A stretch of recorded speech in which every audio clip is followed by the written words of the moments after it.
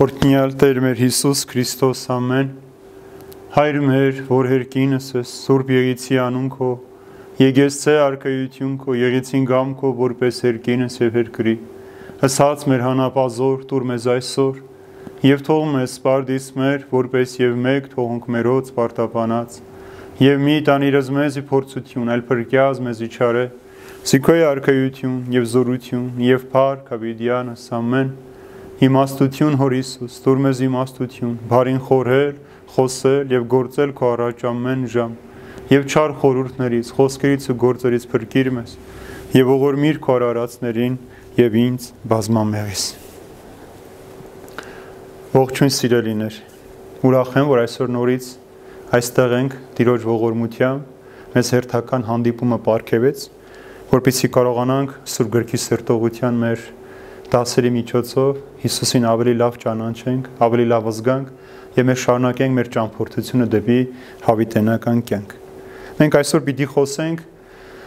Ղուկաս ավետարանի 2-րդ գլխի առաջին 7 համարների մասին, որտեղ Հիսուսի ծննդյան մասին պիտի խոսենք եւ հովիվների այցելության մասին։ Մենք արդեն անցյալ շաբաթին ավարտեցինք, գիտեք, առաջին գլուխը, որտեղ երկու անգամ ականատեսը եղանք, թե ինչպես Գաբրիել հրեշտակապետը ավետեց երկու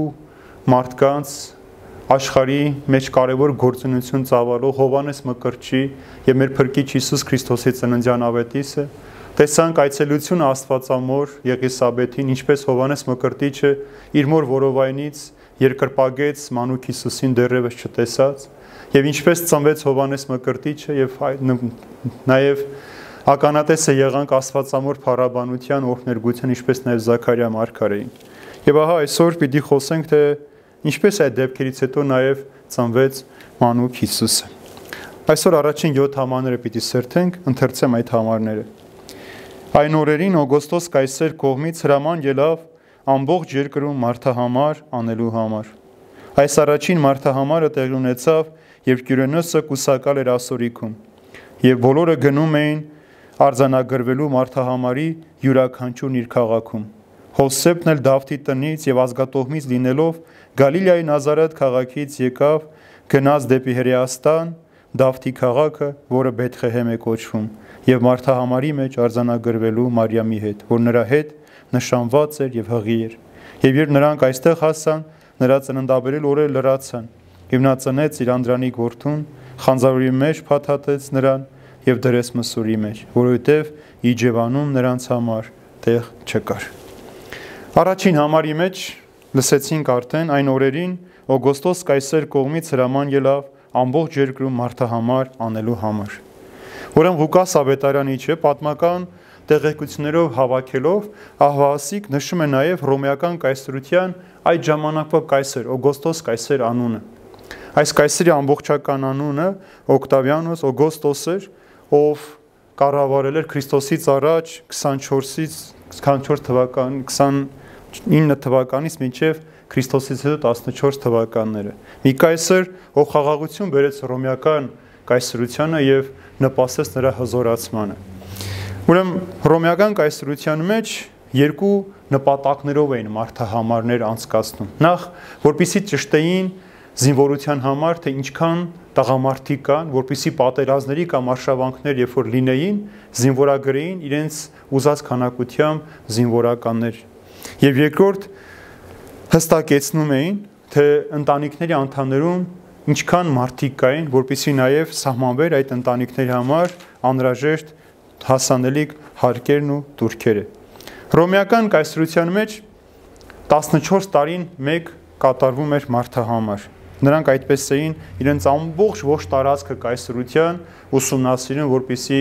եւ տղամարդկանց բնակչության թվականակն իմանային եւ նաեւ իմանային, թե որտեղ ինչ հարկեր եւ տուրքեր պիտի սահմանվեին։ Շատ հետաքրքրական է, որ հрьяաներին երբևէ նրանք չէին հրավիրում բանակում ծառայելու համար եւ նրանց մարդահամար էին անում, որպեսզի հարկերը վճարեին եւ մարդահամարը հрьяաների համար նաեւ անարգանք էր համարվում, քանի որ նրանք համարում են, որ Աստված պետք է մարդկանց հաշվի, այլ որևէ կայսր կամ որևէ իշխանություն իրավունք չունի մարդկանց հաշվելու, տեսնելու թե իրականում ինչքան մարդ կան։ Ուրեմն տեսեք, հրեան միջավայրում ինչ էր տեղի ունենում, հրեաները ազատված էին ծառայությունից, բայց պարտավոր էին հարկեր ու տուրքեր վճարեին, եւ երկրորդ հրեաները մերժում էին մարդահամարը, որովհետև իրենց համար միակը, ով կարող էր իրենց հաշվել, դա Աստված էր։ Սակայն հռոմեական կայսրության մեջ դա օրենք էր եւ բոլոր անհապաղ ենթարկվում էին։ Երկրորդ համարի մեջ ասում է, այս առաջին մարդահամարը տեղի ունեցավ, եւ Կյուրենոսը կուսակալ էր ասորիքում։ Կյուրենոս անունով այս մարդը նախ ասենք որ 2 անգամ է կառավարիչ եղել ասորիքում։ Այն ժամանակ Հուդայի շրջանը, որի մեջ մտնում էր նաև Երուսաղեմը, պատկանում էր, մաս էր կազմում ասորիքին։ Այդ պատճառով էր նշվում է, որ Կյուրենոսը կայսր էր ասորիքում, որպեսզի հռոմեական կայսր անունը հիշատակվի։ Նաև այդ տարածաշրջանի, որի մեջ մտնում էր նաև Երուսաղեմ եւ Հուդայի երկիրը, որպեսզի իմանանք թե ով էր կառավարիչը, որպեսզի նաև պատմական տվյալներով հաստատվեր, պատմական տվյալներով ու տեղեկություններով ավետարանի չփաստեր, որ Հիսուսի ծնունդը նաև պատմականորեն բավերական էր։ Ուրեմն Կյուրենոսը առաջին անգամ կուսակալ է եղել նախքան Քրիստոսը 6-ից 4 թվականներին, իսկ երկրորդ անգամ Քրիստոսից հետո 6-ից 9 թվականներին։ Այս մարդահամարը, որի տեղ ունեցավ 6-ից 4 թվականների արանքում,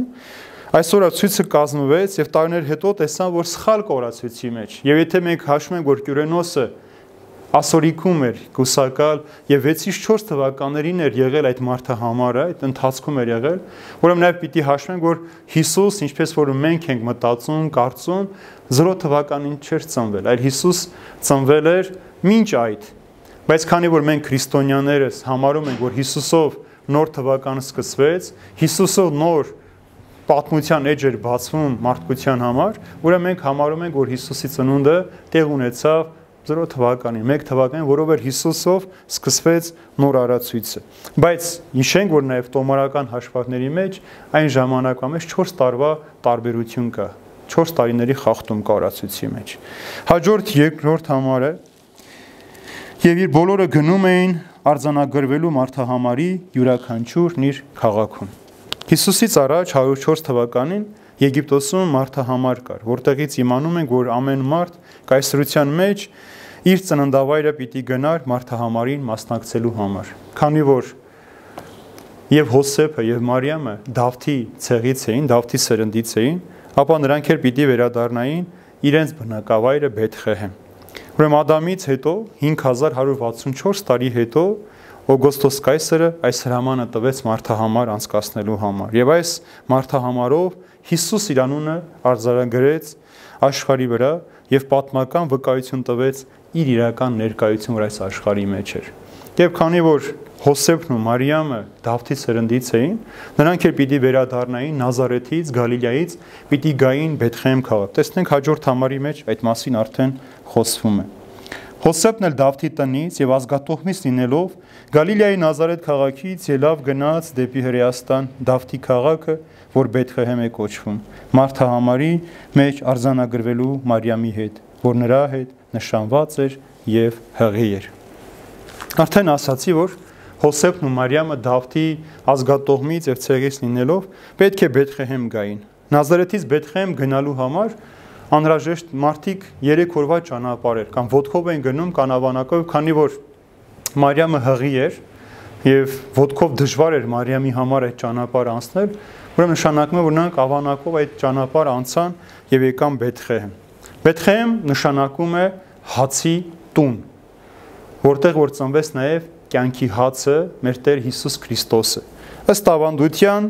այն վայրում, որտեղ ծնվեց Հիսուս, թաղված էր Եվան, եւ Աստվածամոր ծննդաբերումով վերացավ նաեւ այն անեծքը, որ կար Եվայի վրա։ Ուրեմն Հիսուս կյանքի հացը եկավ այն տեղը Բեթխեհեմ, որտեղ որ Եվան առաջին կինը, ում Ադամը կյանք անվանեց, թաղված էր այնտեղ ծնվեց, եւ մենք շատ հաճախ սրբապատկերի մեջ տեսնում ենք, որ Հիսուսի խաչելության խաչի տակ գանք կա, որ խորհրդանիշն է Ադամի գլխի, եւ եկավ Հիսուս հետագայում խաչվելու Երուսաղեմում, որ խաղաղություն է նշանակում, խաղաղության քաղաքում, որտեղ եւ Գողգոթան, որ գանգալման բլուր էր նշանակում, թաղված էր Ադամը, ուրեմն կյանքը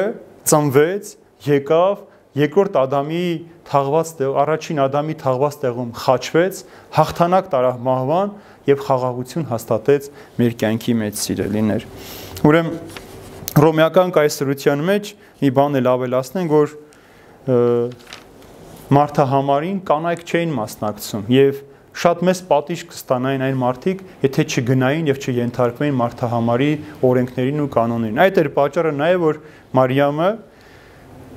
Հոսեփի հետ եկավ Բեթխեհեմ։ Ուրեմն Բենյամին գիտեք, որ Բեթխեհում թաղված էր նաեւ Ռաքելը, ով իր երկրորդ զավակին Բենյամինին ծնելուց մահացավ։ Եվ Բենյամին նշանակում է աջ ձեռքի զավակ, իսկ Դավիթ նշանակում է սիրելի։ Ուրեմն Հիսուս, Աստծո սիրելին, եկավ Բեթխեհեմում, կյանքի հացը ծնվեց այդ քաղաքում եւ Աստծո աջ ձեռքի զավակը, Աստծո զորավոր ուժը, ինչպես Հովհաննես Առաքյալն է ասում, սկզբից էր բանը, բանը Աստծո մոտ էր եւ բանը Աստված էր եւ ամեն ինչ նրանով եղավ, չեղավ ոչինչ, որ եղավ այս աշխարհի մեջ, ցույց տալով, որ Աստծո սիրելի միջոցով, Աստծո զավակի միջոցով էր այս աշխարհի մեջ ամեն բան տեղի ունեցել։ Եվ գալով Բեթխեհեմում ծնվելով Հիսուս նոր կյանք եղավ եւ մարդկանց էլ իրպես սիրելի դարձրեց Աստծուն։ Հնում կանայք հարկ չէին վճարում եւ կարիք չկար, որ Մարիամը Հոսեփի հետ գնար, բայց հիմա տեսնենք, թե Հոսեփի հետ ինչու Մարիամը եկավ նեղություններ, չարչարանքներ կրեց դեպի Բեթխեհեմ այդ ճանապարհին։ Ուրեմն Հոսեփը չուզեց նախ Մարիամին մենակ թողնել, որովհետև Նազարեթում բամբասանք կար, մարդիկ բամբասում էին, կասկածում էին, թե որտեղից եւ ինչպես հղիացավ Մարիամը, որովհետև դեռևս նշանված էր Հոսեփի հետ, ուրեմն առաջին նշանակում է, որ Մարիամին կյանքին վտանգ էր սպառնում, եւ երկրորդ Հոսեփը Մարիամի համար պահապան էր նշանակված, նշանածներ, եւ սրանով ցույց էր տալիս, որ նրանք ամուսնացած չէին եւ Մարիամի հղիությունը անարատ էր եւ Հոսեփն էլ հրեշտակի խոսքի համաձայն նրան պետք է պահպաներ։ Ուրեմն նախ պահպանության համար եւ հետո Մարիամի անվտանգության համար Հոսեփը Մարիամին իր հետ վերցրեց Բեթխեհեմ, որպեսզի նրան որևէ նեղություն կամ դժվարություն Նազարեթում չպատճառեն։ 6-7 համարները, եւ երբ նրանք այնտեղ հասան, նրանց ծննդաբերու օրերը լրացան, եւ նա ծնեց իր անդրանիկ որդուն, խանձարուրի մեջ փաթաթեց նրան ու դրեց մսուրի մեջ, որովհետեւ Իջևանում նրանց համար տեղ չկար։ Ինչ է սա ցույց տալիս մեզ սիրելիներ, նով Աստծո կողմից ընտրվում է, չի կարող հանգիստ կյանք ունենալ։ Բայց մեր այս կյանքում մեր զորությունն է խոստանում Աստված մեզ, որպեսզի միշտ զորավիք լինի մեզ։ Ամեն մարդ, ում որ Աստված այս կյանքում ընտրում է իր առաքելության համար, Աստծո նպատակներ, Աստծո գործեր իրագործելու համար, նրա երբեք խաղաղ ու հանգիստ կյանք չպիտի ունենա, որովհետև հենց այդպես սկսած Սատանան էլ այդ մարդուն պատերազմ է հայտարարում։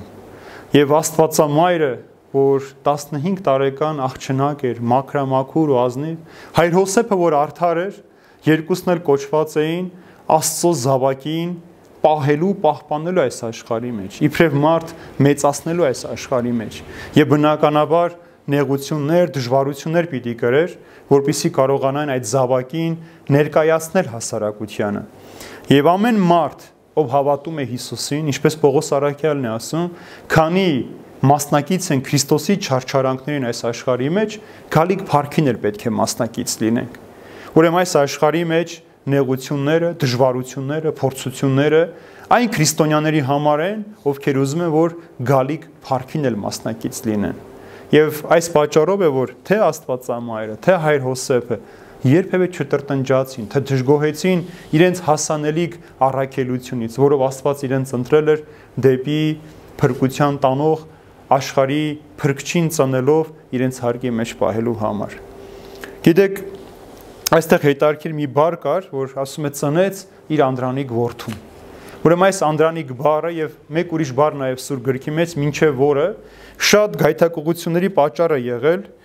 ովքեր որ այս գործերը կարդացել են եւ կարծել են, թե սրանից հետո Հոսեփն ու Մարիամը նաեւ այլ զավակներ ծնեցին։ Որոշակի կրոնական խմբակներ, ովքեր չեն ընդունում Մարիամ Աստվածածնի կուսությունը եւ ասում են, որ Մարիամ Աստվածածինը կույս չէր, այս բառից, Անդրանիկ բառից հետեւությունները ասում են, տեսեք, այստեղ գրված է ծնեց իր անդրանիկ, այսինքն առաջնեկ որդուն։ Բայց Սուրբ գրքի մեջ բառերը մենք պետք է հասկանանք աստվածային նշանակությամբ, ոչ թե մեր մարդկային հասկացողությամբ եւ բառի բացատրական իմաստով։ Անդրանիկ նախ ասում է ծնեց իր անդրանիկ զավակին։ Ուրեմն անդրանիկ բառը Սուրբ գրքի մեջ խորհրդանշում է ոչ թե որ առաջնեկին ծնեց, միակին ծնեց, այլ առաջինը, դրանից հետո ուրիշ, այլ չպիտի լիներ։ Ուրեմն անդրանիկը այստեղ առաջնեկ եւ միակ է նշանակում, ոչ թե առաջինը, որից հետո պետք է մտածենք, որ երկրորդ կամ երրորդ զավակները ծնվեց։ Եվ տեսեք Սուրբ գրքի մեջ Պողոս Արաքյալն ասում է. «Եվ նա է գլուխը մարմնի, որ եկեղեցին է, նա որ սկիզբ է, անդրանիկը մեռելների միջից, որպեսզի ինքը լինի ամեն ինչում նախապատիվը»։ Ուրեմն տեսեք անդրանիկը մեռելների միջից։ Մենք բնականաբար տեսել ենք, որ Հիսուս նախ հարություն տվեց Ղազարոսին, հարություն տվեց այրի կնոջ զավակին, բայց այստեղ երբ որ ասում է առաջինն էր, անդրանիկն էր մեռելների հարություն, այսինքն առաջինը եղավ մեռելների հարության օրինակը ցույց տալու, որ յուրաքանչյուր մարդ, ով ապրում է հավատալով Քրիստոսին իր աչքերը փակում է աշխարհի մեջ, ժամանակը պիտի գա եւ դուրս պիտի գան գերեզմանից։ Եվ մյուս համարի մեջ ասում է նա պատկերն է աներևույթ Աստծո, անդրանիկը բոլոր արարածներ, այսինքն առաջինը, գլխավորը բոլոր արարածների։ Երկրորդ բառը, որ դրված է Սուրբ գրքի մեջ եւ շատ հաճախ նույնպես գայթակղության պատճառ է լինում, մինչև որ բառն է։ Եվ տեսեք, ասում եմ մինչև որ, սա չի նշանակում շարունակություն, ինչպես որ շատ հաճախ մարդիկ կարծում են։ Տեսեք, ասում է Տերն իմ Տիրոջն ասաց, նստիր իմ աջ կողմում, մինչև որ քո թշնամիներին ոտքերիդ պատվանդան դնեմ։ Եվ երկրորդը Մատթեոսի ավետարանի մեջ ասում է. «Եվ ահա ես ձեզ հետ եմ բոլոր օրերում մինչև աշխարհի վախճանը»։ Սա ինչ է նշանակում, որ Հիսուս աշխարհի վախճանից հետո մեզ հետ չի լինելու, այլ այս բառերի հանդեպ մենք շատ զգուշավոր պիտի լինենք, որպեսզի գայթակղության մեջ չընկնենք։ Եվ Սուրբ գրքի մեջ ամեն բառը, որ դրված է, նախ Աստծո հոգով պիտի նայենք այդ բառը, Աստծո աչքերով պիտի տեսնենք խորհուրդ այդ բառի, հետո նոր մեր մարդկային մտածողությամբ ու տրամաբանությամբ փորձենք այդ բառի բացատրությունը տալ։ Եվ տեսեք, սիրելիներ, այս 7 համաների մեջ, որ շատ փոքրիկ շարադրության մեջ Ղուկաս ավետարանիչը նշում է ռոմեական կայսրության այդ ժամանակ կայսրի անունը, ասորիքի կուսակալի անունը, թվականները, որ այդ ժամանակը ինչ եղի ունեցավ, նպատակը մեկն էր, որ Հիսուսի ծնունդը ոչ միայն Աստվածաշնչում արձանագրված փաստ եւ վկայություն լիներ, այլ նաեւ պատմական իրողություն լիներ այն մարդկանց համար, ովքեր անհավատ են, թերահավատ են կամ Աստծուն փնտրելու ճանապարհին են, որպեսզի նաեւ այդ մարդկանց պատմագրությունը ուսումնասիրուն տեսնեն, թե այդ մարդկանց կառավարության տարիներին ինչպիսի նշանակալ իրադարձություններ են տեղի ունեցել։ Եվ Հիսուսի ծնունդը նաև այստեղ է փաստվում, որ իր ծնունդով Հիսուս պատմականորեն իրեն արձանագրեց այս աշխարհի մեջ իբրև տեղ ունեցած փաստ։ Երկրորդը Աստվածամոր եւ Հոսեփի օրինակով Աստված ուզում է մեզ համբերություն սովորեցնել, որովհետեւ մեր կյանքի մեջ, երբ որ մենք դժվարություններ, նեղություններ ենք կրում, կամ որոշակի խոչընդոտներ են մեր կյանքի ընթացքում հանդիպում, մենք երբեմն հուսահատվում ենք, երբեմն հուսալքվում ենք, երբեմն մեր կյանքը անտարբերությամբ ենք մատնում, որովհետև մեզ թվում է, թե այսինչ